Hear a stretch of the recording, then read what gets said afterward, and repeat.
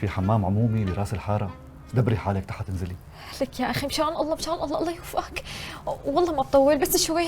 ما بتطولي. فوتي رح خلي الباب مفتوح، فوتي. اطلعي بقى.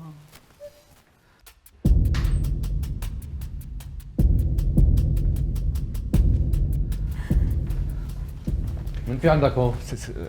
سيدي ما عندي حدا، في وحده تواليت. من في هون؟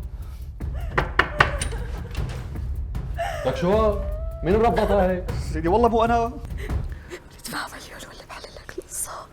شو هيك؟ مليون؟ بدفع لك مليون، بدفع لك.